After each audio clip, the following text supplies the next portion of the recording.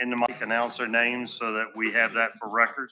And the Suffolk City Manager, Al Moore, is getting ready to retire. You want to lead us forward on that?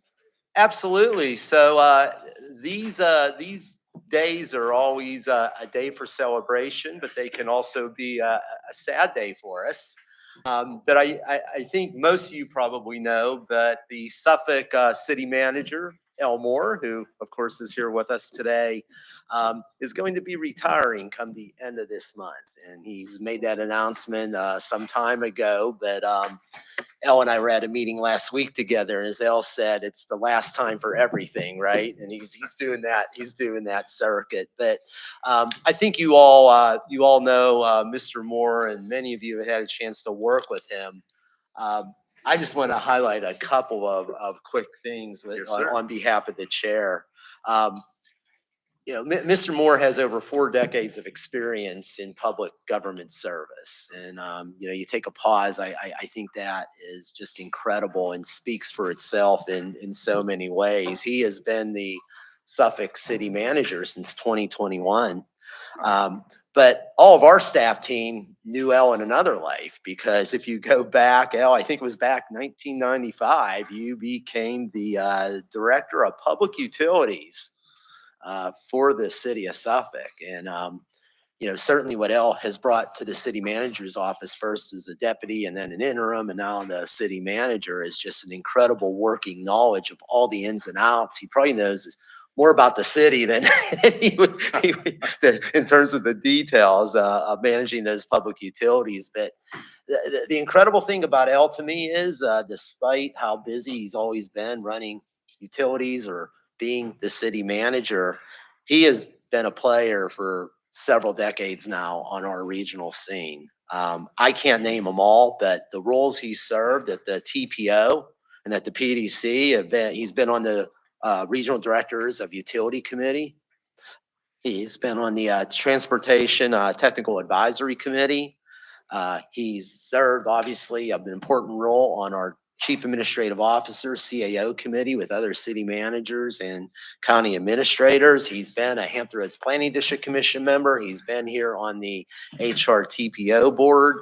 And for the last several years, he served on our broadband authority, the Southside Network Authority. So, Elle, on behalf of our chair, on behalf of our board, on behalf of our staff at the TPO and PDC, just thank you for everything that you've done. And you knew I was going to ask you to make a couple of comments, right? So I'm going to turn it over to you just for a few comments. I find it difficult to deal, when you're getting someone saying stuff about you. I'd rather just be, Amen. blind stealth most of the time. But it's, we all know it's a great privilege and opportunity to do the work that we do. And it has been a fast 4 decades of a career.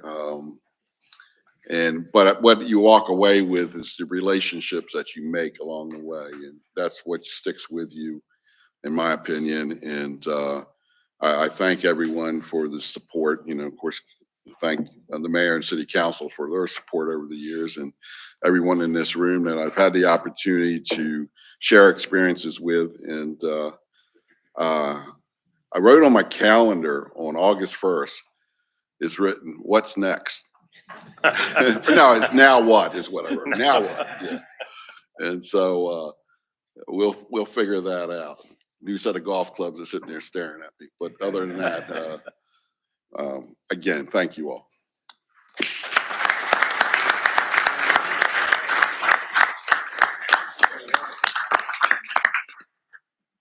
Thank you once again, Al. Appreciate all your service, your regionalism, and working with this group and your leadership. It will be very much missed.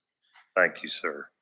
All right, next we're gonna turn the mic over to Chris Hall. I think he's got a few things, or one thing he wants to tell us. I see a big smile on his face. Yeah, so I just want to let everybody know I will be retiring from VDOT the first of the year, and I'll have my relief on board hopefully first part of September. So at the next board meeting, I'll be introducing that individual, and I'll spend some time After that, transitioning, then over at the HRBT for a couple of months, closing out a few things before I'm retired. So just wanted to make that announcement. My job announcement has been out on the street, so I figured I'd just let everybody know up front.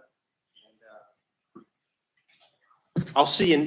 This is not my last TPO meeting, so just. No, I was going to let all y'all know that this is not his last meeting. We have till December to work the heck out of him. So please do your best. Thank you, Chris. Appreciate everything you've done for us. All right, we have new announcements. Yes, so we do have a couple of new non-voting members. Don Robertson, who is the new Chief Administrative Officer from Isle of Wight County. Sorry, Don, I was trying to find you there, but Al, welcome to the role as a non-voting member and supporting your voting member on the HRTPO board. Don't think this will be a hard transition for Don because he's been involved with us at CAOs and regional legislative liaisons and a number of regional committees and efforts. So really look forward to working with Don.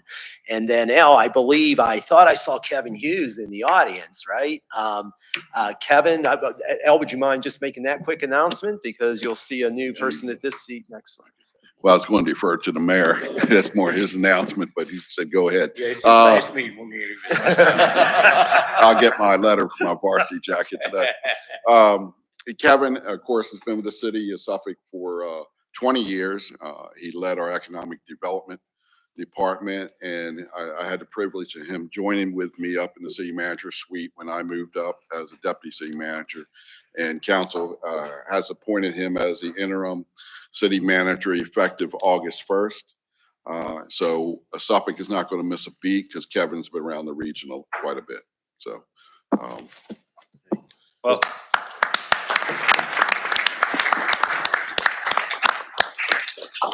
And then, Mr. Chairman, finally, just to take care of all the introductions, really excited. We have two members from the Federal Highway Administration with us today, two new representatives for the HRTPO board.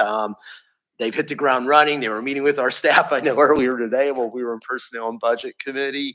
Have had the chance to meet Kara Greathouse remotely. It's great to see you and meet you in person. And Iris Vaughn is also here with her from Federal Highway Administration. So welcome to you both. And we're super excited to work with you. And I think you're going to see a lot of great regional support here and just a lot of great things happening in Hampton Roads. And we know you're going to add a lot of value to these conversations and efforts. So thank you so much. yes, well.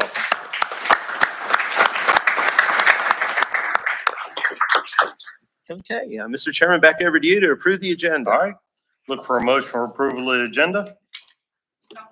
So moved. Do I have a second? Second. All in favor, signify by saying aye. Aye. Any abstentions? All right, we'll move right on to agenda number 3, public comment. We have any speakers today? Mr. Chairman, yes, we do. We have a speaker card. Colin Johnson, who is a resident of the city of Chesapeake, would like to discuss with the HRTPO board a road idea. Would you like to come on up? Yes, come on up. Thank you for being here with us today, and thank you for using this forum to express your thoughts and ideas about how we might make things better for our community.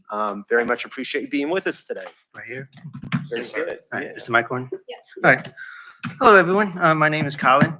Right now, I have been working on a self-project of mine, an idea of creating a parallel highway system of converting military highway routes 1358 and 460 into an interstate to help alleviate and reduce the amount of time for road construction and the amount of time it needs for tolls and to help alleviate traffic congestion. I have been working on this project by myself for about 4 years right now, going out into and driving around and seeing which ways are congested and all of that. I have created a bit of a road layout right now. I know that with the project of the 664 expansion on its way, I looked into the Bowers Hill section and recreating that one that helps alleviate congestion there. I have 2 phases out of my so far what looks like a 5-phase project.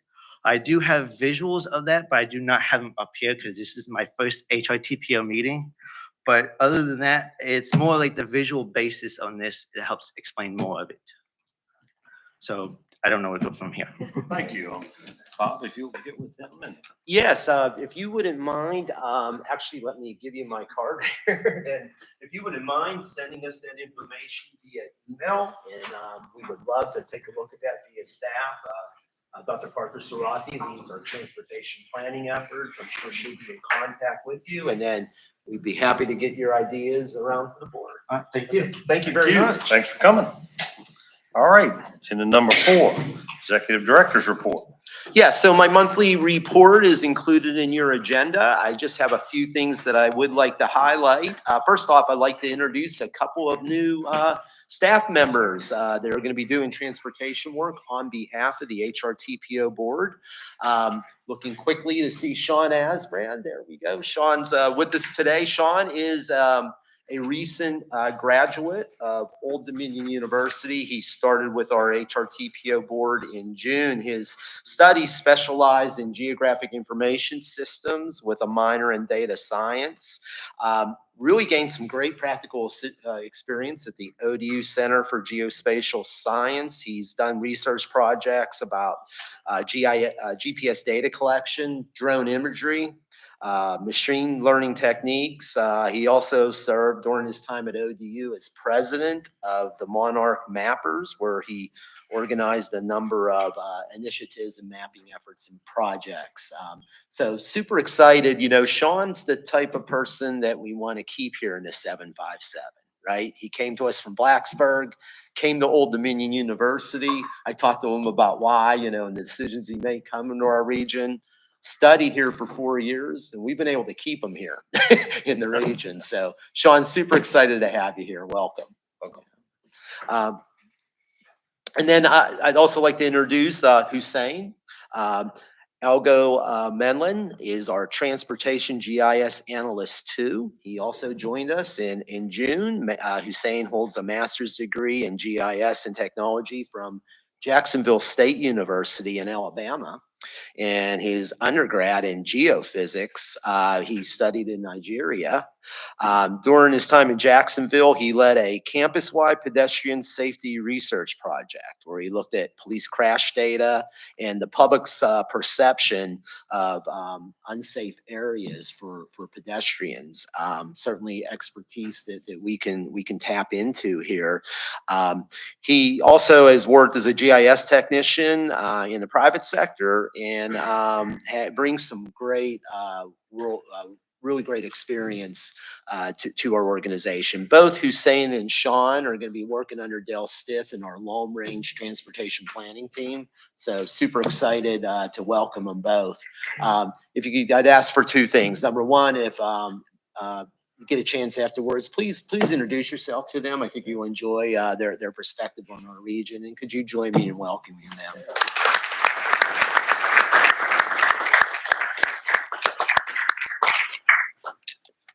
Okay, so just moving quickly, a couple other items. Very happy to make this announcement. Something that both of our chairs, Chair Hipple and Chair Glover at the PDC have stressed the importance of.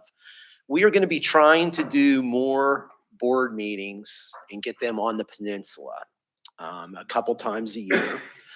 We want to be respectful that we have a large region. And, you know, you all travel significant distances, and by having some of these meetings on the peninsula, it also moves it closer to residents on the peninsula who will better be able to engage in our efforts. So the November HRTPO board meeting is going to be November 20th. So both the TPO board meeting in November and the PDC meeting in November, really pleased. We're going to hold those at Christopher Newport University and Newport News. President Kelly and his team are super excited. President Kelly's looking forward to inviting us up there at the November meeting. We're just going to start us off with a presentation. We've got a great venue for it. So very proud to be able to do that when you're our chair, Mr. Hipple, and we're looking forward. Thank you. So, Appreciate okay. that very much. And then finally, real quick, Joel Rubin's in the audience today. You see his forward thinking publication, quarterly publication. He does a great job of highlighting great things happening in the region. Some of these articles represent work that you're all doing or collaborations you're involved with. Joel's always looking for topics and potential articles. So Joel, I think if people have any ideas, please let you know. I also have extra hard copies. So come and take them back to your offices, to distribute among your staff, and then get in touch with me. If you've got an idea or people, you have an idea, you're working on something regionally that the regions you know about that is so brilliant, let me know and we'll consider highlighting it in this quarterly publication. Thank you all, read it, and please come and see me afterwards and pick up my extra copies. Thanks, Bob. Great. Thank you, Joel. Mr. Chairman, that concludes my report today. Thank you, sir. All right, we'll move into our consent items. Do I have a motion for approval for this consent? So moves. Second. All in favor, signify by saying aye. Aye. Opposed, nay. Any abstentions? All right, moving right on to item number 6. Very good. So Keith Nichols, our principal in our transportation program that does and leads a lot of our technical work, is going to provide what I think is a really great presentation on our congestion management process and analysis. As you look at the data Keith's presenting today, I want you to think forward to something we're going to talk about later in the agenda, but really the need for funding to address some of these congestion areas off of our interstate network. And I think some of Keith's analysis today is really going to provide great background for that conversation. This is an action item today, and Keith, looking forward to your brief. Great. Thank you very much. Good morning. Today I'll be presenting part 1 of what we call our congestion management process report. The congestion management process, or CMP, is an ongoing process we do here at the HRTPO, where we monitor the roadway network, we identify congested locations based on the data that I'll show you today, try to determine what some of those causes of congestion might be, and then develop strategies that we can use to help mitigate the congestion. CMPs are required in every metropolitan area like ours that have at least 200,000 people. And we update ours about every 5 years to match the LRTP cycle. So a lot of the data that I'll show you today feeds directly into the long-range transportation plans project prioritization process. So we try to match it every 5 years right at this point of the LRTP cycle. So these are the sections that will be included in the entire CMP report. In terms of part 1, the first 3 sections on the introduction and sections on system monitoring and system performance are included. Just briefly telling you what's in each of those sections. The introduction includes a lot of the requirements of a CMP, so detailing why we do it, what's important, what are some of the elements, things like that. System monitoring, which I'll talk a little bit more into detail today, especially the parts on the regional roadway travel trends, and a section we did this time on the benefits of some recently completed projects. And then finally, the system performance, where we look at the roadway congestion analysis. So starting with the system performance section and looking at the regional roadway travel trends in our region, this is something we update continuously based on about 80 continuous count stations that we have throughout the region, where traffic volumes are counted every second throughout the year. So looking at the most recent year of data going from 2022 to 2023, we've seen an increase in about 2% in the travel volumes in our region. If we looked historically, 2% was typical. It was about the average we would see in any given year. About the middle of last decade, that really flattened out a bit. But the big thing to take away from this is, even though we are increasing again, we're still below the levels we saw here prior to the pandemic in 2019, still right around 4% below those levels. In terms of the section where we look at some of the benefits of recently completed projects, we took a sample of projects in our region, going from some of the largest in our region that were funded through HRTAC, and then working our way down to do a sample of some smaller ones, whether it's roadway widenings, intersection improvements.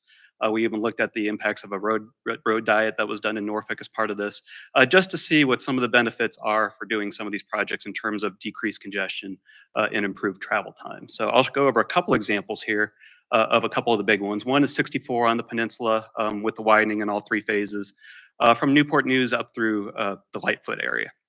So based on the INRIX data that we had that we looked at as part of this, we did see pretty big improvements in this corridor. If you look at weekday averages from before construction started in 2015 to the most recent year data in 2023, we did see an improvement During the PM peak period, it's about 4 minutes in each direction. That's about a 20% improvement in travel times. But if you drill down a little further and just look at this time of year, you know, if you drive the summer Saturdays through that corridor, especially prior to the widening, you know how notorious traffic could be in that corridor. We even saw bigger improvements. So about 6 minutes on average in the eastbound direction and over 10 minutes in the westbound direction. So definitely seeing big improvements with the widening that's completed through Lightfoot at this point, and now obviously continuing further up the peninsula toward Richmond. We also looked at alternative corridors where it made sense. For this corridor, that's Warwick Boulevard and Jefferson Avenue. We did see improvements in both of those corridors, although much smaller. It was kind of in the 5 to 10% improvement range, whether you're looking at Warwick Boulevard or Jefferson based on the time of day. One other one I wanted to show you was another major project here, the 64-264 interchange. So if you're traveling from Chesapeake through the interchange to Virginia Beach, which is where the improvement took place, we saw big time improvements there. About a 42% improvement in travel times during the AM peak period, and even larger in the PM, about 8 minutes saved, or 61% on average each weekday. So we did this analysis for all 12 of those corridors I showed you previously. So if you'd like to see some of those, please check them out in the report.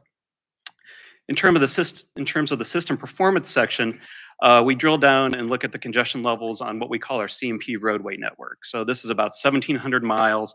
It includes everything in our region that is a minor arterial or above, and also selected collectors that are included for a variety of reasons, whether it's importance to the military, maybe it's a connectivity issue.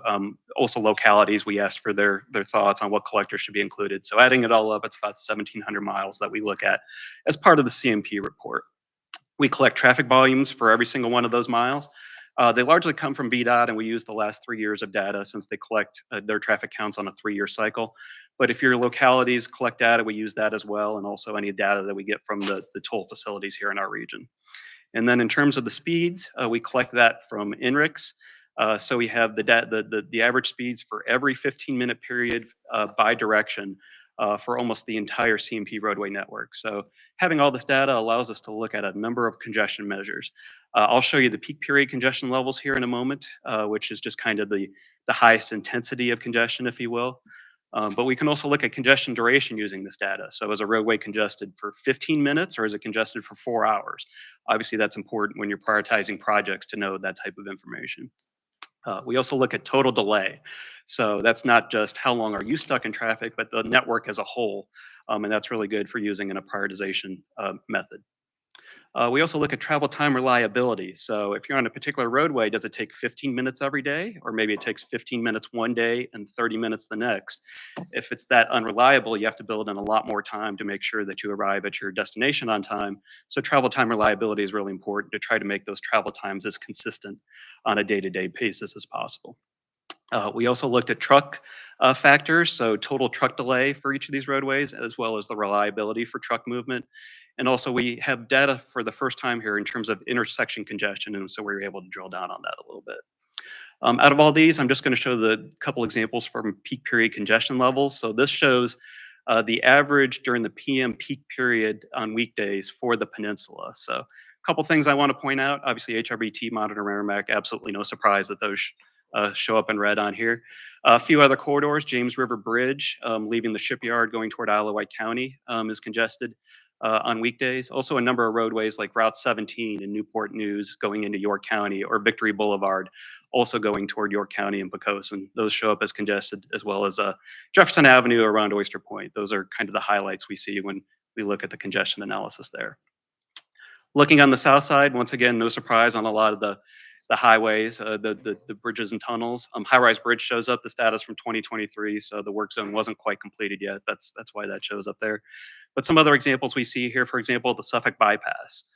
Sections of that going around Suffolk show up. The Chesapeake Expressway going south from the 64-464 interchange, that is congested as well. Hampton Boulevard is another example, things like that. So once again, these are all maps we have throughout the report, not just for the congestion levels, but all of those factors that I showed you on the previous slide. The last thing I wanted to mention today before I wrap up is we have a section in there related to high profile corridors. So we take 10 of what I would call the most notorious corridors in terms of congestion in our region, at least historically, if not today. And we drill down a little bit more into the travel time data and look at what some of the historical trends are. So just wanted to show two examples of that. One is the HRBT. No surprise to anybody who's driven it, travel times are increasing, and especially as the work zone is in full effect, they're increasing even more. So if you look in the morning going eastbound from the peninsula to the south side, we're seeing an average of about 25 minutes to make that trip on weekdays as of the most recent data in 2023. Going westbound, or I'm sorry, during the PM peak going from the peninsula south side, it's a little higher, kind of in the 26 to 27 minute range. Westbound in the morning, you're seeing the big increases going there. We're about 16, 17 minutes now going westbound, and then over 30 minutes on average when you look in the PM peak period going from the south side to the peninsula. I did want to wrap up on a little good news showing decreases in travel time. So just showing the impacts I talked about with 64 on the peninsula. You can see the increase, especially when the work zone was in place there around 2015, 2016, 2017, and then the decrease back down. We are seeing it pretty close to free flow travel times now on the peninsula. So like I said, just wanted to wrap on a little bit of good news anyway. So the part one version of the report was included with your agenda today. We had it open for an extended public review period from May 7th through June 16th. No comments were received during that time. And with that, I'd like to ask for approval of the final report. Well, first, let me ask if there's any questions, and then would like to ask for approval of the final report. Any questions for Keith? Yes, sir. So on your, on this report, it's obviously the data is pretty comprehensive. You collect a ton of data. So there's two parts in here, and I was trying to understand the chart. The study of the delay in travel time, for many of us, we remember before 2015, when we were all sitting here pie in the sky trying to, as a wish that we were going to build a tunnel and all that. And we end up with these massive delays going across the tunnel or going across Hampton, the roads. So from that, there should be some sort of economic improvement. So how is this data being used to enhance our study and understanding of economic development in the community? We have not done it to this point. That is something that we can look at moving forward in terms of what the economic impacts would be of those decreased travel times. That's definitely something we can look at moving forward. Okay, was there ever, so before, I mean, did you really have a good look at what it was before and now? I mean, it looked like I could see the travel, you know, through, and then what was happening as we changed, you know, we moved into these plans and we started doing in Hampton, we started doing these, you know, widening the 64, and then we had the tunnel going, and then peaks and periods where there just sometimes are massive congestion. I think Hampton had to actually change its lights and block off traffic going through at different times. Is that captured in here? So it would be captured on the individual roadways that we look at as part of that. We did want to look at those benefits of recently completed projects to try to determine what are the benefits of that. For example, like HRBT or approaches to the HRBT, we stuck to the main corridor just for the ease of data readability, because otherwise it can get really complicated if you look at everything there. One other thing that we do as part of it, which I didn't show on here for the sake of time, is we do look at a regional level, at regional congestion levels. Is 10% of our travel congested? Is 12%? What we're seeing there is we did see a big decrease with the pandemic, and we are increasing. We are not quite where we were before the pandemic. So we do include that part in the report, like I said, just for sake of time, and did not include it today. So we do look at that 30,000 foot level, and we also look at those individual projects, like you mentioned, as well as each individual segment, like I showed you on the maps. And not to necessarily pick a scab here, but it seems to me that this study, while it focuses on your report a lot on the interstate, but you do have the secondary roads in there. Yes, right? yes. So it would help. This would help in prioritizing money for secondary roads. Yeah, and I just, once again, for the sake of time, I just did the emphasis on the biggest projects, but yes, we look at much more detail than that in the report. Thank you. Any other questions? Yes. Yes, ma'am. Hi. Thank you, Ms. Chair. Yes, ma'am. Question in terms of the public comment, and I see that there were no comments received. I find it very hard that nobody had an opinion on any of this. So how did you all reach out to get public comment? Or did we just say this is a public comment period? And We did, but with the follow-up to that is we are doing a survey this fall based on this data. We wanted to have the data ready to go so we could share it with the public and say, tell us what your thoughts are.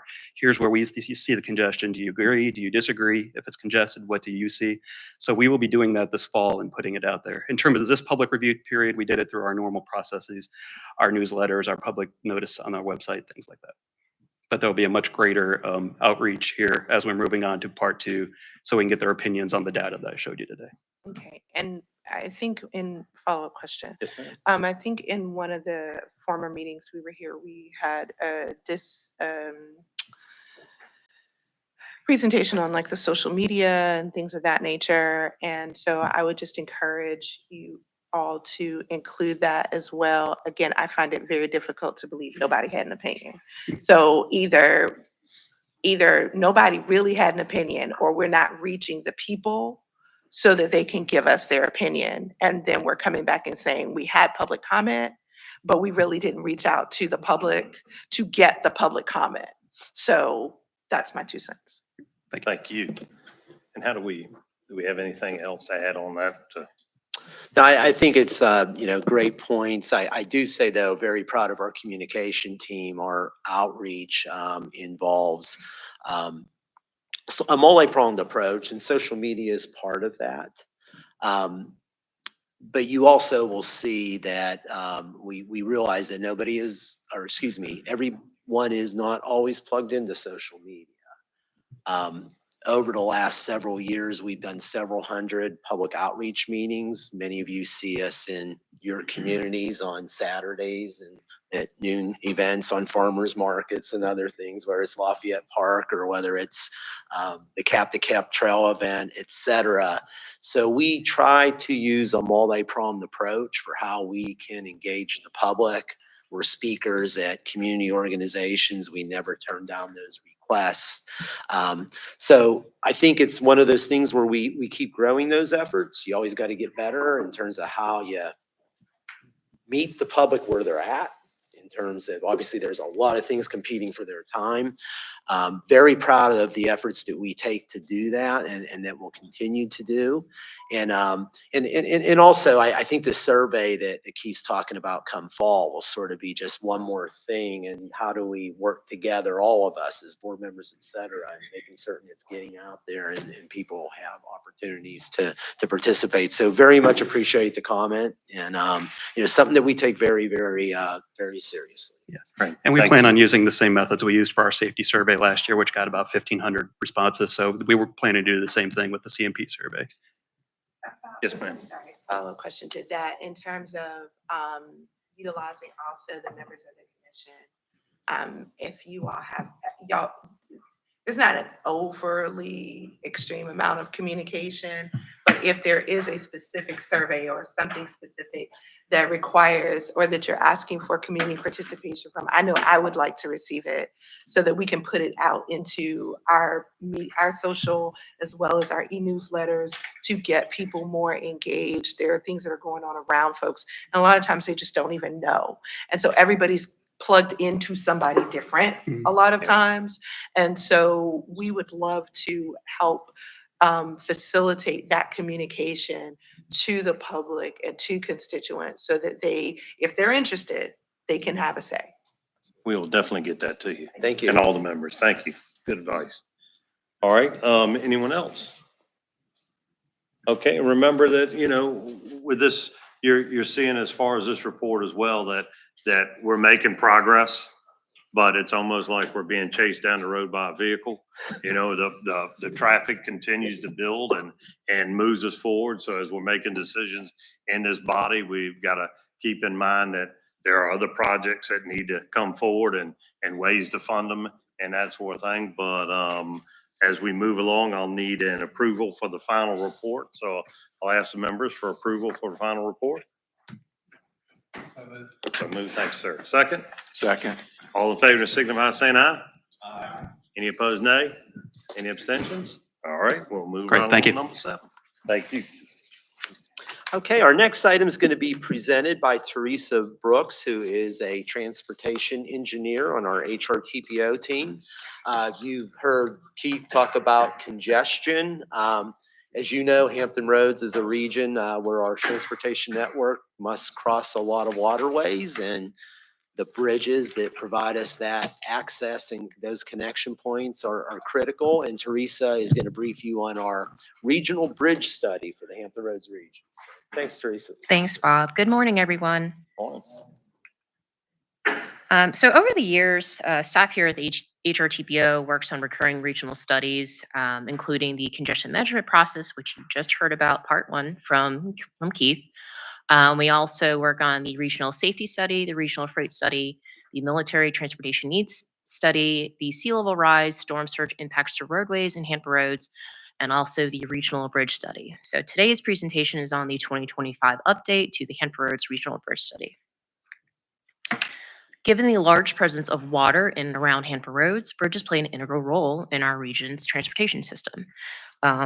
While it is given that all infrastructure deteriorates over time, this is more of a concern with aging bridges due to the higher costs associated with maintaining them. Because of the importance of bridges to our region's transportation system, and also concerns regarding bridge condition and funding, HRTPO staff started to analyze regional bridges in 2007. The original regional bridge study was released in 2008 and was followed up with two updates in 2012 and 2018.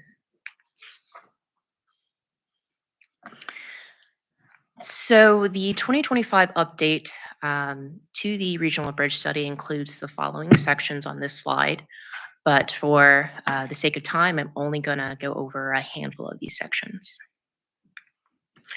As of February 2024, there were 1,274 bridges in Hampton roads. 62% were owned by VDOT, with another 35% owned by localities and another 3% that were federally or privately owned. 59% spanned waterways, with another 37% spanning roadways and another 11% spanning railroads. The median bridge age for bridges in Hampton roads was 43.5 years, and 42% of the region's bridges are at least 50 years old. As of February 2024, there were 33 bridges that were in poor condition in Hampton roads, which is down from 75 bridges in 2015. This update includes a summary of how well Hampton roads ranked among comparable metropolitan areas with populations between 1 and 4 million people. So while bridges are widespread in the region, Hampton roads actually has fewer bridges in comparison to other metropolitan areas. So among 41 metropolitan areas with populations between 1 and 4 million people, Hampton roads ranked 29th highest in terms of total number of bridges. So although Hampton roads has fewer bridges in comparison to other metropolitan areas, our bridges are on average longer. So when you think about we have fewer bridges, if you think of areas like St. Louis and Kansas City, they have nearly 4 times as many bridges as we do here in Hampton roads, but their bridges are on average 1/3 in length in comparison to our bridges.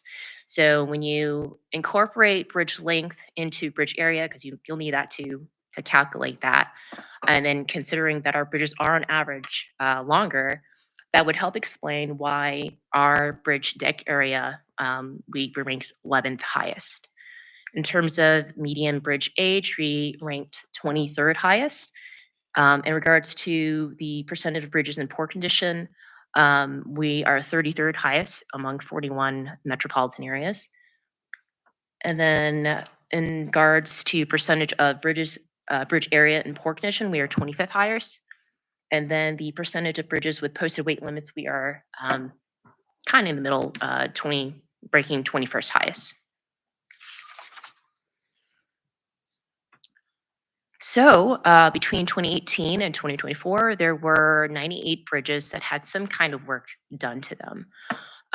So they are, break it down here, there were 42 bridges that were rehabilitated, 55 that were replaced, and 1 new bridge that was built.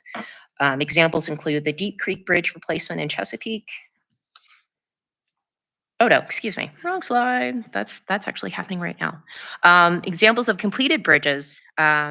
Completed bridge projects include the Atkinson Boulevard over I-64, CSX Railroad in Newport News, the Bridge Street over Salters Creek in Hampton, high-rise bridge in Chesapeake, and Scotts Factory Road over Champion Swamp in Isle of Wight.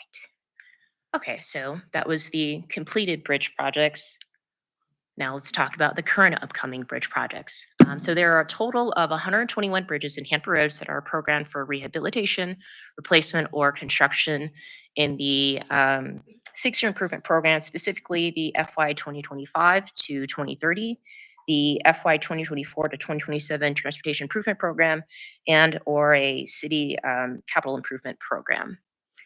So examples include the Deep Creek Bridge replacement project that's happening now in Chesapeake, the bridges that are associated with the I-64 HRBT project, and the Capitol Landing Road over Queens Creek in York County. So, in our analysis, in regards to the cost of maintaining bridges through 2050, we saw that half of the bridges, half of the 1,274 bridges that currently exist in the region will be at least 70 years old by 2050. And as part of this analysis, we calculated as I mentioned, we calculated the cost of maintaining bridges in our region through 2050, which is our planning horizon year for the next LRTP. We estimated that it would cost $11 billion needed to maintain the bridges in our region through 2050. And I must stress this second bullet. This is a very important second bullet. This $11 billion estimate, this is assuming the worst case scenario where we are replacing bridges rather than rehabilitating them in a timely manner due to funding limitations. We did receive public comments during the public comment period. I just need to point out the public comment period that's listed on this slide, May 23rd through June 2016 of this year. That is the actual public comment period. What's listed in the agenda note is a little off, but this is the actual public comment period. And like I mentioned, we did receive public comments and they have been addressed and incorporated into the final report. So the recommended action for this study is to receive your final approval, and I'll be happy to take any questions at this time. Any questions? I have a Yes, question. ma'am. Thank you for this presentation. I know that we have a lot of safety critical bridges. And of course, some of our bridges are across evacuation routes for this region. I was wondering, has there been an overlay of any type of flooding or storm surges over these bridges as well? Have we taken a look at that? So do we make sure that we're doing our due diligence? That wasn't analyzed as part of this study, but I imagine through other planning efforts, like with our LRTP or anything in regards to sea level rise, that kind of overlay, it's not going to be just over bridges, but for our entire regional transportation system. But again, that wasn't included in this particular study. Just to add on to that, I want to confirm that Teresa's correct. We do have other processes and programs that look at all of our regional infrastructure to see their vulnerability with flooding, recurrent flooding, looking at the approaches, not just the bridge height. Sam Belfield does a study with sea level rise for the entire region, and then as part of the long range transportation plan, that's in our prioritization factors to look at vulnerability in terms of flooding. Thank you. Would you like any of that information sent to you? Or? Yes. That'd be great. Yes, sir. Yeah, this is probably for Bob. Bob, the bridges, looking after we get through all our major projects now, because now we've pretty much spent all the money we've got for a while. Would the bridges fall under the congestion management so that we could repair the bridges through our money? So, Mr. Chairman, if I may, so the interesting opportunity that we have had as a region is sort of a mutually beneficial approach that as HRTAC has invested monies around the projects the TPO has prioritized. As you all know, many of those projects also include bridge widening and replacement. So Chris Hall talks about this all the time, that you get mutual benefit. You're getting more money out of your investments because you're investing in projects that not only improve congestion, but they also involve upgrading your bridges. Chris, I believe the HRBT project includes how many bridges in that portfolio for that project, if I may call on him, Mr. Chair? 10. So 10. 10 bridges. So the answer is yes, right? So some of these bridges are part of these projects that you're working on and improving, and there's opportunities for synergies moving forward. Would that be correct, Chris? Every one of the interstate projects that we have going on right now, there is some component of bridge rehabilitation that goes on. So whether it's widened, if we're touching it, we're going to go ahead and do all of the rehabilitation at this time. So we're actually improving quite a bit our bridge portfolio status with these larger projects. And that's not regional funding, that's state funding that's applied to that. But the benefits are that we get the efficiencies out of the procurement process, and we're doing it under one contract. So it is a definite benefit to the region. I was thinking more on, obviously the ones on 64 and tunnel and all that, that was pretty obvious. I'm talking a little bit more off the beaten path. 1,200 or so bridges are not all on the interstate. But you can go into a community where if you lose a bridge, you can imagine the congestion issues that would occur. Again, I don't know if I have to go back to the idea of the secondary, primary and secondary road system funding issue, or would this be captured through through the HRTAC funding? So if we put it in a long range plan, can it be paid for with that money? Yes, sir. So if we were successful in forming a fund around primary and secondary roads, we could use the same approach that Mr. Hall's outlined for the interstate highways on those more localized roads. And Bob, and those bridges. if I may chime in, as part of this study, we looked into funding opportunities for bridges at the federal, state, regional, and local levels.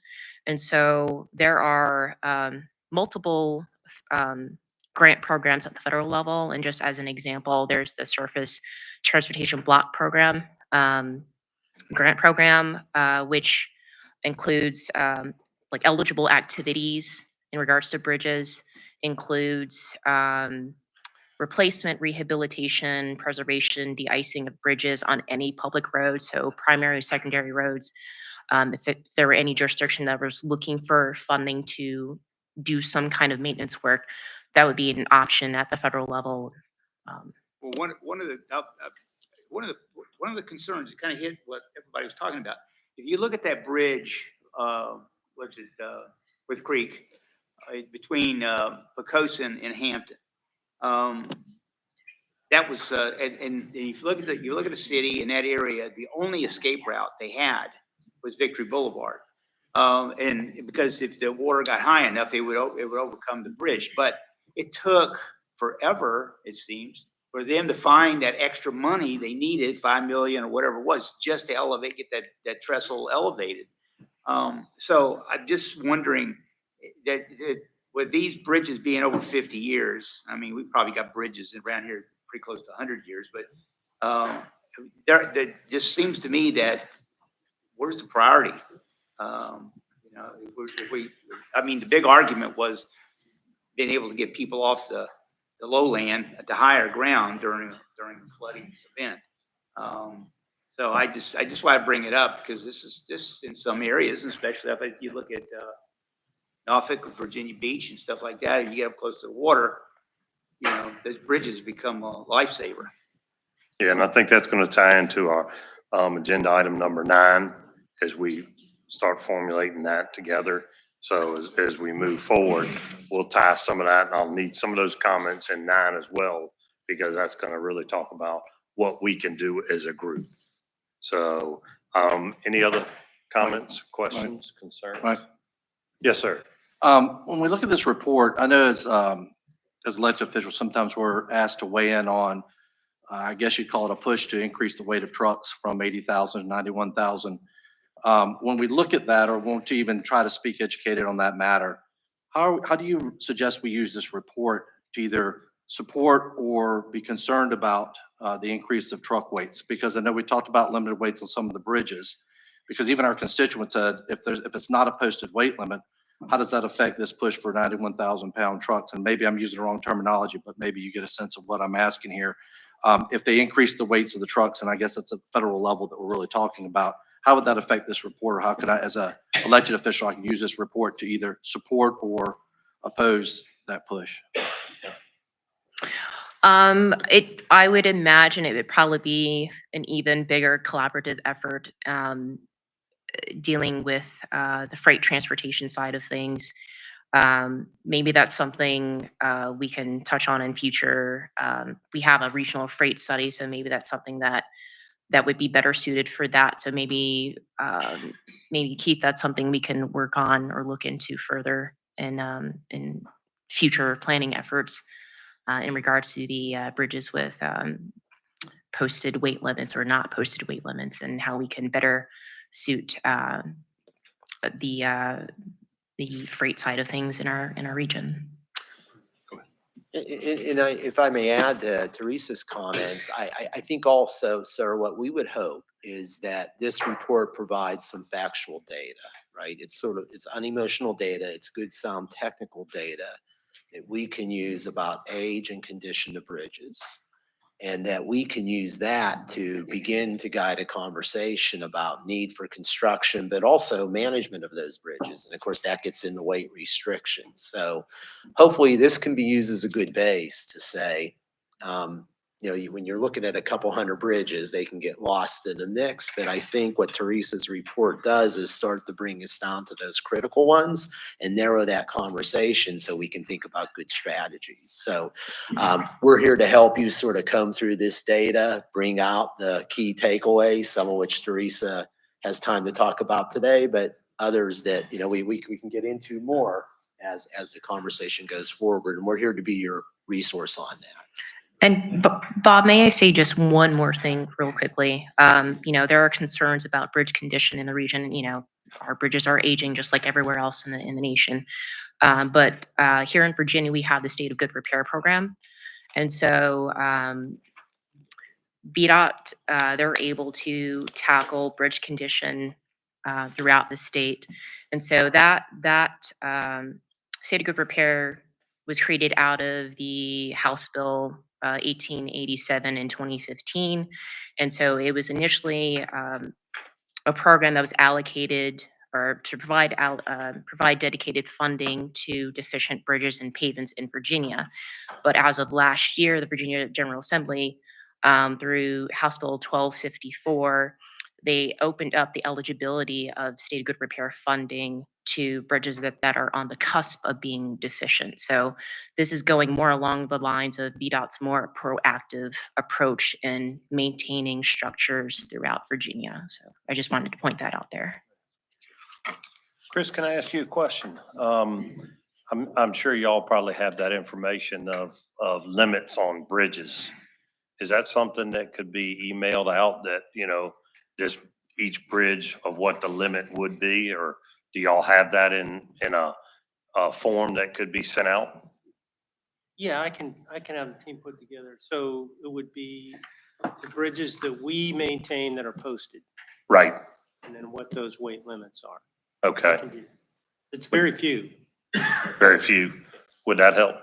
but that's not, The posted, but the unposted is what my constituents had asked. Some of my constituents had asked about the unposted because, again, these gets brought up and sometimes politically spun, but they were curious, some of your bridges that are not posted, how does a 91,000 pound semi affect it or them? Because some may be a little different condition and different design. Obviously, I know there's some other complexities probably go with that for spreading the weight, et cetera, but I'm just trying to answer my constituents and I don't have the information. I mean, we could probably have a list with the condition rating, sir, that to go into any more detail than that is a really big effort when you're getting into the analysis of what an additional 15, 20,000 pounds would be on a particular structure. So the posted bridges, where they're at, what the restricted capacities are, and then we can just we have the list of bridges and what their current maintenance rating is, right? So we can do that.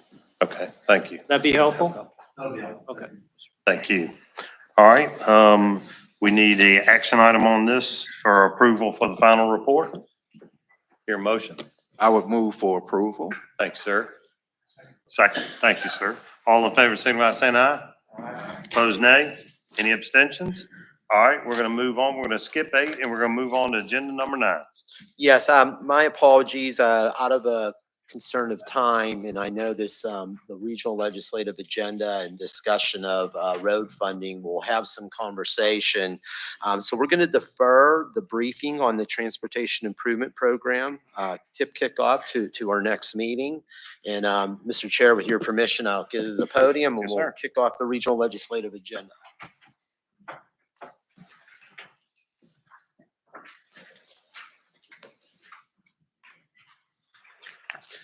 So thank you.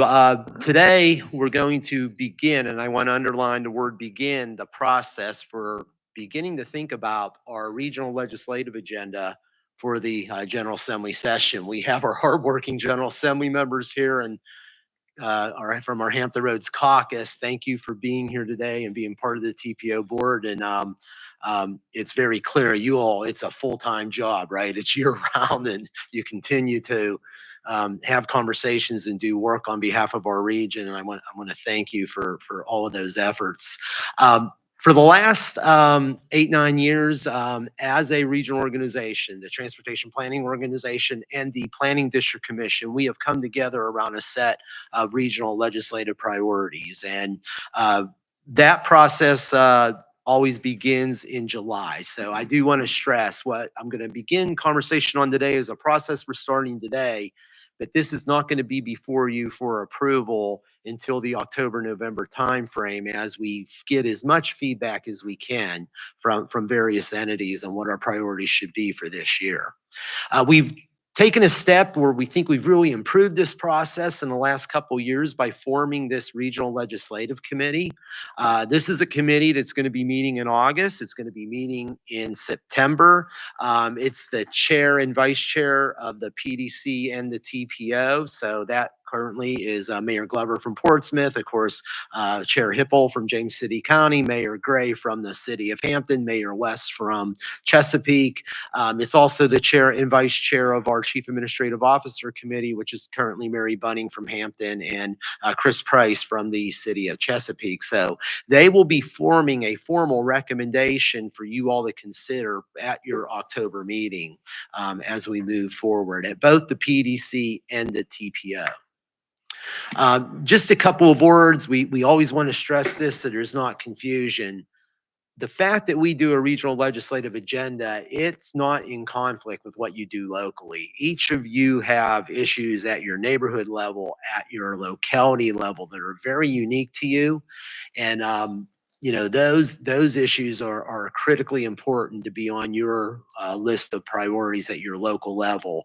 We are looking for a short list of regional priorities, and frankly, it's critical that we have unanimous approval for those priorities to make their way on the regional legislative agenda. Your legislators will tell you that, you know, this is hard work to bring this all together, and if the region is rowing in the same direction, speaking unified, with one voice, it really provides a clear idea what the help that we're asking for from our General Assembly members and our Hampton Roads Caucus members. I won't read through this list. There's going to be a number of committees we're going to be going through over the next month. Summertime becomes busy on this as we work our way through all of these committees. You know, Quan and I have already talked about the Community Advisory Committee as a key stop. You have your chair of the Community Advisory Committee here today. So it's not only our technical people, it's our community, and engaging them in this process is a very important part of this. And these meetings all lead up to, again, consideration here in October and November. So again, other guiding principles, I serve as your legislative liaison, representing the PDC and the TPO. Because we're have so many localities to represent, we try to be very specific and focus on a couple of key areas. And we've also begun over the last couple of years to divide our ask into two areas. Number one are priority advocacy areas. These are things that you're going to identify that we will lead the way on, but there's going to be other things that we're going to make statements on. There'll be position statements, and it might be another organization that carries them. So our role will be more to monitor and support, or monitor and oppose those items as they make their way through the General Assembly process. So, Mr. Chairman, that gets me to, I'm not going to dive into a lot of these issues in detail today. There's going to be time for that over the coming months. But I put 5 of these up here to begin. And I think if you look at what's been accomplished by our Hampton Roads Caucus members, by the General Assembly members, it gives us a great launching point for where we might go next. First off, huge announcement yesterday, I think a huge celebration for our region, the toll relief. The work of our Hampton Roads Caucus members. You saw that Senator Lucas, you saw that Delegate Scott yesterday made a critical announcement about toll relief for residents in Norfolk and Portsmouth related to the downtown and midtown tunnels. This board for a couple of years now has been very straightforward in saying toll relief was necessary. Many of you have helped testify on that. Obviously, Senator Lucas, Delegate Scott, and our entire Hampton Roads caucus. A great thank you to all of you, because to be able to give those residents toll relief for tolls that even date back to 2014, and be able to help our residents in need was a huge announcement yesterday. There's $101 million in that biennial budget for toll relief, and clearly that is going to continue to be, I believe, an item we're going to want to keep on our agenda. I'm going to go down through the other ones, and I'm going to finish with primary and secondary road fund. Funding for biking and walking trails. This region is really getting to a really exciting place on biking and walking trails. You have the Virginia Capitol Trail, 52-mile trail that goes from downtown Richmond to almost Williamsburg. Our plans are to take that trail down the peninsula, the Fort Monroe, and come over to South Side, go down through Surrey and Isle of Wight, past Smithfield, down to Suffolk, and get into the South Side Hampton Roads Trail and go the whole way to the ocean front. This is going to give us several hundred miles of continuous biking and walking trails. It's something that is a huge community benefit for all of our residents, and we have some pride. You're going to hear some really exciting announcements coming out this week on that effort. And you're also seeing all of our local governments applying for all the funding they can get to build this trail out. It's super exciting. We want to keep that momentum going, and as the state continues funding those trails, that we're able to bring our share here to the Hampton Roads region. Maintaining and enhancing funding at the state level for all of our regional public transit systems. Your HRT representatives, your Suffolk representatives, your water representatives will tell you how important that is. Mr. Harrell sometimes is playing defense, right? But we've made some great progress in terms of dedicated funding for transit in Hampton Roads, and we want to keep that momentum going. The passenger rail improvements, again, great progress. Not too long ago, there were only 2 intercity passenger rail trains to Hampton Roads back in 2015, and you're pushing 7 of them now, with new train stations in Norfolk and new train stations in Newport News, and continued improvements there are just going to continue to make that a more reliable form of transportation. But Mr. Chairman, to jump back up to the top item there, Last year, with the help of our caucus members, we made some incredible progress at the General Assembly around the potential for a primary and secondary road fund. I think you all know what that involves, but if I could address that high level. At HRTAC through the Hampton Roads Transportation Fund, and my colleague Kevin Page is standing in the back and here is a resource for this. This region, with the help of the General Assembly and the leadership of our local regional elected officials, this region is funded almost $6 billion with a B of interstate highway transportation improvements, a generational package of transportation improvements. And you've all done that on the interstate highway system. And you know what those projects are, but when HRBT is done, it will be the final project that really is going to connect this region, unlike anything that we've seen as a regional community. But if you go back to that image that Keith Nichols put up there, and you go back to Teresa's presentation about our bridges and some of our needs, and put that picture together, what you saw in Keith's map is the Beltway system, and it's going to start to get better there in terms of throughput, right? The ability with the I-64 gap being under construction, and all the construction on the peninsula and I-64, and you're going to come through the Hampton Roads Bridge Tunnel and wrap around those improvements to 564 and go past 264 and go down through High Rise Bridge and take a widened 64 out the whole way out the Bowers Hill. But that traffic's going to be getting off exits. And as it starts to make its way off exits, it's going to make its way onto local roads. And the idea of the primary secondary road fund is to take that next step and use that same model through HRTAC to start leveraging money and financing money to be able to make some of those improvements on those more local roads. And you all have those roads. In Norfolk, it might be Hampton Boulevard, right? Did I guess right? In Virginia Beach, the Virginia Independence interchange and Independence Boulevard could be an option. In Isle of Wight and Chesapeake Route 17, continues to come up as an area for need. If we pop over to the peninsula, James River Bridge is on wavy TV every morning, right? In terms of the traffic backups. And we get over to the peninsula, it's Jefferson Boulevard perhaps, and the Denby area. And we have areas up in James City County that are developing with a lot of needs. But we don't really have a good mechanism right now. Last General Assembly session, Delegate Jackie Glass introduced a bill that would have established a primary and secondary road fund for the Hampton Roads region.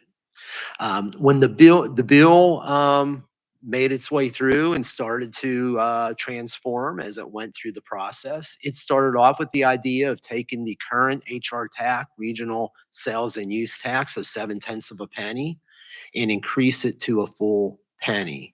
That 3/10 of a penny doesn't seem like much, but it would generate for HRTAC about $85 million a year that HRTAC could finance and stretch and leverage and start using that money to pay for projects on the primary and secondary roads. As it made its way through the process, there was a lot of conversation of whether the sales tax is the right tax. The idea was to remove the funding mechanism, but create the structure. The bill was also changed to say that if the funding could be found, that 2/3 of the money would go to primary and secondary road improvements, and another third would go to roads that were threatened by coastal flooding. Okay. That version of the bill was unanimously passed by the Senate, incredible, and passed the House of Delegates as well. And as it advanced to the governor's desk, it was vetoed. Okay. So I want to thank our legislators. I think, we stood strong as a region. The legislators delivered for us. Can't thank them enough for that. Mr. Chairman, the question today is we're about to get ready to start gearing up for January. And we need to start working with our General Assembly members and give them an idea of the things that are important to us. And I think it would be an appropriate conversation for us to begin today do we want to take another run at the primary and secondary road fund? So Sarah, I'll pause there. I think that is a key conversation for us to have to begin today. And there is a chance for us to give input to our Hampton Roads Caucus. They are going to meet on July 30th over at Tidewater Community College. And it would be great for our chair of both the TPO, Mayor Glover at the PDC, to be able to report some of the things we hear today. We'll have that similar conversation today at the PDC meeting. So I'll stop there and see what conversation it might be. Sounds good. And I'll lead the conversation now. And, you know, as a leadership of this group and many that have come before us on where we are right now with transportation. I mean, I've never seen it in a lifetime living here, seeing the roads improve like they have since this group has gotten together and moved forward. Ask the citizens and did they want a tax in order to improve roads? And I can say that this group and everyone involved in it, past and present, have all worked so hard together regionally to improve transportation. And we know, as each one of us have our own problems within our own community, how hard it is to do anything with roads and matching grants and trying to find every penny we can find. And you know, we push this. This has been probably 4 years now. We've been pushing this and trying to move it forward. And we've gotten some great help from the leadership and all that, but we need to, as a region, come together and decide this is an item that we're gonna push forward and make a move on it and make this actually work like we have with our other. We need to get that 3% of a penny. 3% of a penny we need to get. And I know my buddy, William McCarty, and God rest his soul, passed away, and he was pushing this very, very hard for us. He wanted this so bad. We talked a many a time of what we could do. We could even ask that the bill be named after him as we push this bill forward and try to move it and ask our legislators to carry this and move it forward in his honor and come together as a region. This is something we can change for our, you know, we started with the first part is the interstates and all that, and we changed the region. Now we've got a chance to do our secondary roads and change our own hometown communities and make those part of this entire project. And with the little bit that we're asking for, and I know it's tough, and if we decide to go in this direction, we need to have everybody hold tight and stay together as this process goes before the General Assembly and all our legislators that are working so hard to move this forward and try to get this forward. It's a push I know we can do. I know we can move this forward. And I know it should be our number one thing for all of us to have our secondary roads and it's spread across the region. All y'all have worked so well together. You know, what we were doing in Virginia Beach and Chesapeake and Hampton didn't really affect James City County. But as it progressed and moved forward, now we're up in James City County with the interstate. Now we're going through New Kent. And so it's amazing. We didn't get a plus on day one, but we're getting it now. And with the roads, we're seeing how much congestion that traffic is bringing through our communities. And I know we in James City County don't have the money. And I know the rest of us don't have the money. And, you know, is it tough? And, you know, you'll get this is another tax. This is another tax. But this one is one you can see. This is one, just like what we've done in the past. This is something you can see that we have put together. And everybody you talk to about transportation, they've seen what we've done with the little bit of money we've gotten originally and what we've been able to put together. And it's amazing. And this is just another example where a lot of times you have a tax of some sort and you really don't see it. You're riding on this tax. You're seeing it. You're getting home earlier. You're getting to work quicker. You're getting jobs done. You're getting transportation moving. So that's all I'm going to I'm going to open it up to the body, but I'm very passionate about this and think this is the direction that we need to go and we need to get behind and move this forward. So I'll open it up to the body. Tom? Yes, sir. Yeah, I've talked about this several times too. Yep. And, it just makes sense. The problem, what I don't understand is you get a unanimous consent from the Senate. You got the strong passage in the House of Delegates and it gets vetoed. I never really understood why it got vetoed. I mean, I have some assumptions having dealt with previous secretaries of transportation, which I'm not gonna speculate on right now, but it sounded like a turf battle, and which is ridiculous. But anyway, I want it to go back up there. And now, if it goes back up and it doesn't have a funding line on it, that's fine. Let's just get the bucket. Okay, so somebody can put some money in it right now, because that's a big problem. Even if the General Assembly wanted to give us some money down here, where are they gonna put it? Right. Right? So let's just get the bucket if we can. But I don't understand why it was vetoed. We got to have some rationale or how to approach this.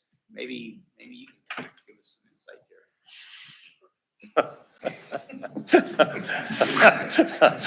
there. Ladies? Well, I think the best thing is that we have an election in November, so things are going to change in terms of the environment in Richmond. I'm always of the opinion that you resubmit the legislation and see what happens with it. If you have to make any changes to it, we need to know what those changes are going to be, or do you want to submit the same legislation as it was submitted before? And if that's the case, then let's do it that way. And if you only had the House version, I would also suggest you have a Senate version of the legislation. So we'll have two pieces going at the same time. And my theory is most everyone knows if you're going to be a bear, be a grizzly. So I'd like to get the whole. And yes, ma'am, you can. And I say it all the time. And if we can get it all, it baffles me to go. This group is such a good group as far as we just want to build roads and get it to VDOT so they can get the roads built. We want to get the funding, get the roads built and turn it over. It's not like we're keeping it. We want to move it so we move transportation. And, I don't think there's a better example across Virginia than this group right here. How well they work together, how well they just want to, look, we just want to give it and turn it over. We don't want to get in the middle of everything. We just want to get more transportation. So anything we can do, please let us know. And thank you for that advice. We'll definitely take it. May I? Yes, ma'am. So I'll echo the sentiments of our caucus chair, Senator Locke, and just say welcome to our world. There are bills that pass 100 to nothing out of the House and 40 to nothing out of the Senate, and they still get vetoed. So welcome to our world. I think that this is a worthy cause. The one thing that I would also say to you is that in my experience, short-lived in the General Assembly, we meet with so many people. We talk to so many groups, and everybody has an ask, and everybody's ask is usually tied to money. And I have yet to find the money tree. If Senator Locke knows where it is, she's keeping that secret to herself. But I've never walked away from a meeting with a constituent who had a concern that they brought to our office, came to Richmond with, and walked away feeling like, well, that was dumb or that was useless. All of them are legitimate. All of them have value, and we just don't have money to fulfill every single need. And to some degree, while some have a higher ROI than others, there's still an ROI. And so it's just a matter of a balancing act in terms of, how we fund, how we see things, where we are. And as Senator Locke pointed out, the administration that we're dealing with. So ideally, we'll get a better result, but we keep coming back. And hopefully just like was asked before, we want to tax ourselves to move our roads forward. So we want to try to get that extra 3/10 of that penny to tax ourselves. So we're trying to make it so that we have an issue that we need to fix, but we have a solution to fix it within this group. So that we're not bringing you a problem and saying, there's our problem. Can you fix that for me? So I want to bring the problem and the solution to you so that then we can take that and move forward. And hopefully that'll move us up the ladder a little bit. I know you're probably up to here with all the ask and I appreciate your time and being willing to listen to us and see what we can do together. Mr. Okay, Hipple, may I? Chairman. Oh, I apologize. Yes, sir. I guess Delegate Glass was anticipating our discussion today because she sent an email this morning indicating, kind of what she wants to see happen, getting all of the member cities to do resolutions, working with her to refine the language so that it can be ready to go, and what she's trying to do by, I think she said October 1st. So she's kind of, at least for the House side, she's already putting that out there. So. Moving ahead. She's been very good for us and what she's moved forward for us. Very appreciative. Mr. Hipple, if I Yes, sir. may, introduce perhaps a consideration and talking point for us all as we move forward. Mr. Hall, what are you seeing in terms of annual cost increase on your transportation projects? Just basic COLA escalation. I think we're running right around 3.5%. Right. That varies. Right. So the one thing I think is important for us all to think about is nobody likes a tax increase, right?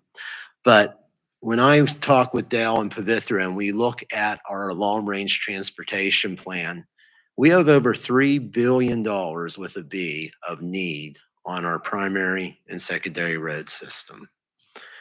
And at an annual cost increase of 3 to 4%, to do nothing now is a tax increase for future generations. The cost of these projects are escalating because they're so big. We all know that HRBT today, which the group's doing, is just a fantastic job at $3.8 billion.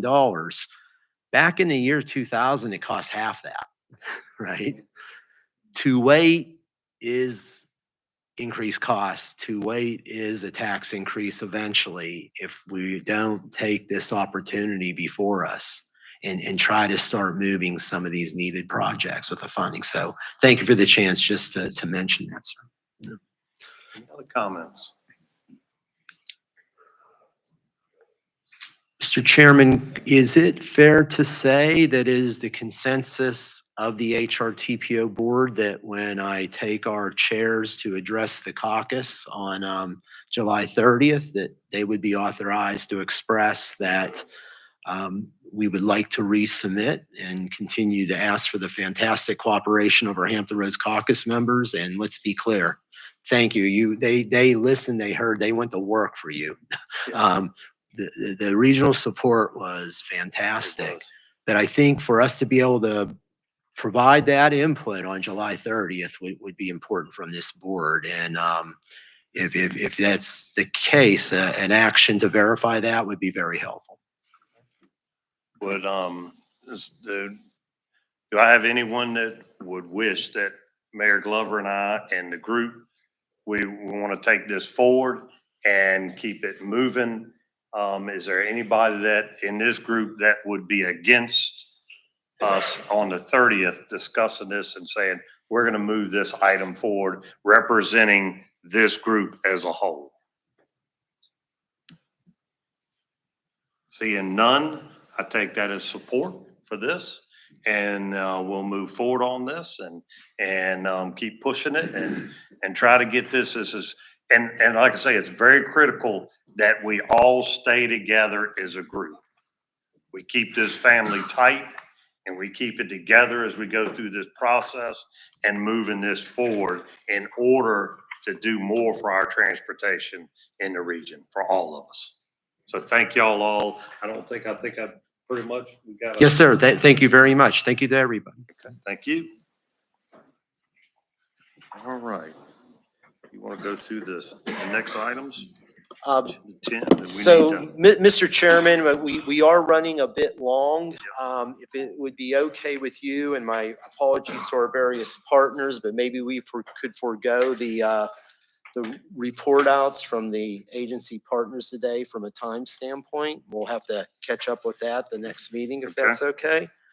I do want to say that our next meeting then will be in October, and certainly this legislative agenda will be a key part of that agenda. Mr. Chairman, I wanted to mention for everyone in the room, we do have lunch for everyone over behind the receptionist area in what we call our 757 room. We welcome everybody to go over there to have some lunch and fellowship with one another and exchange information. As you do that, I would ask a favor today. Between meetings, we have a Hampton Roads Planning District Commission meeting at 12:30. We're going to reorganize the room because at the PDC, we're going to be doing some small group breakout discussions. When you go over for lunch, if you could please take your belongings with you. We're going to be moving tables around and we don't want to do that and have your information Moving around. you're misplaced. So if you could take your information with you over there, that will help us out. But sir, that's all I have. Thank you right. so much. Thank you for coming. Go over there and grab yourself something to eat and meeting adjourned. Thanks, sir.